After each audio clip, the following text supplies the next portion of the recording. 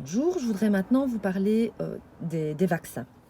Donc les vaccins, il existe différents types de vaccins. Soit on va vous injecter donc un vaccin, à quoi ça sert? C'est stimuler votre système immunitaire pour que votre système immunitaire puisse se défendre contre une éventuelle agression par un germe étranger à votre corps ou un germe virulent pour votre corps ou pas. C'est peut-être un germe qui vit aussi.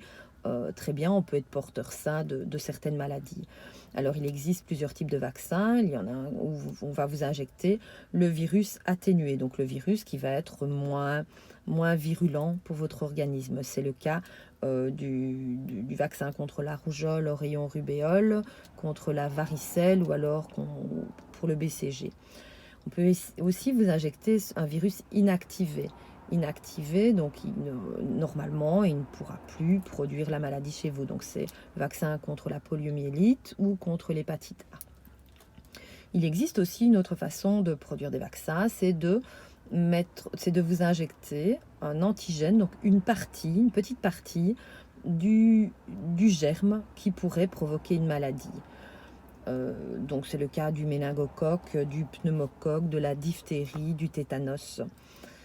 Alors parlons maintenant des adjuvants. Donc certaines sociétés pharmaceutiques produisent des produits qu'on appelle adjuvants, qui ont pour effet de accentuer l'effet du vaccin et donc améliorer l'efficacité du vaccin pour qu'on soit pas obligé de vous le répéter. Donc ça va stimuler votre système immunitaire et améliorer la stimulation de votre système immunitaire.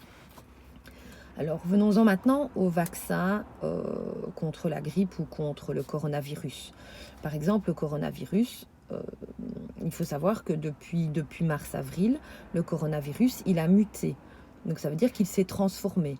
Donc ça veut dire que certaines personnes qui ont peut-être attrapé le Covid-19 en mars peuvent à nouveau être infectées maintenant par le coronavirus qui a muté. Donc quand on parle de vaccin, si on prend une petite particule du virus de maintenant et qu'on vous l'injecte pour que vous produisiez des anticorps, vous allez être protégé contre le virus d'aujourd'hui, pas contre le virus qui va muter et qui va être différent peut-être dans un mois. Alors, je voulais aussi vous rajouter que le principe de vous injecter des petites parties de virus pour que votre corps en refabrique et pour que vous produisiez des anticorps est quand même relativement dangereux. On ne sait pas du tout comment votre corps va réagir. Votre corps pourrait très bien refabriquer plus de virus et que vous soyez malade, que vous soyez à nouveau infecté par ce virus. Donc voilà, c'est un peu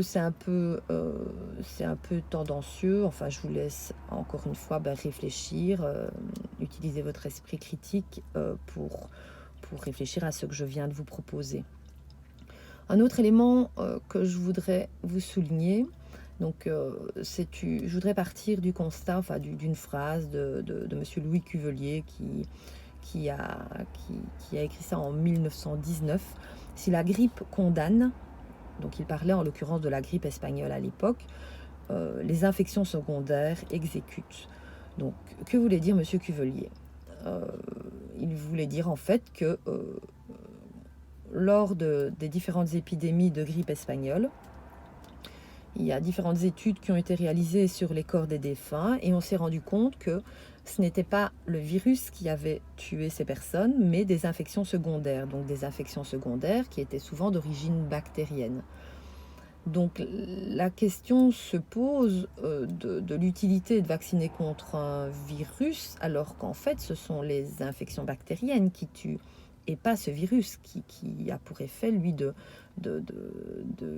fragiliser l'organisme, au même titre que d'autres maladies fragilisent l'organisme, comme le diabète, comme l'obésité, comme d'autres pathologies qui atteignent le système immunitaire et qui amenuisent l'efficacité du système immunitaire. Donc la question se pose aussi pour soigner et traiter une infection à coronavirus, alors qu'on sait que la majorité des décès seront dus à des infections secondaires d'origine majoritairement bactérienne.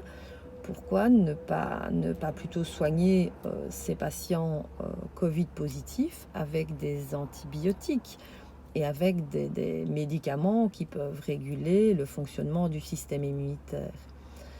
Voilà, j'espère avoir été assez claire. Comme toutes les autres vidéos, n'hésitez pas à amener vos critiques constructives, à poser des questions, à discuter de cette situation et merci.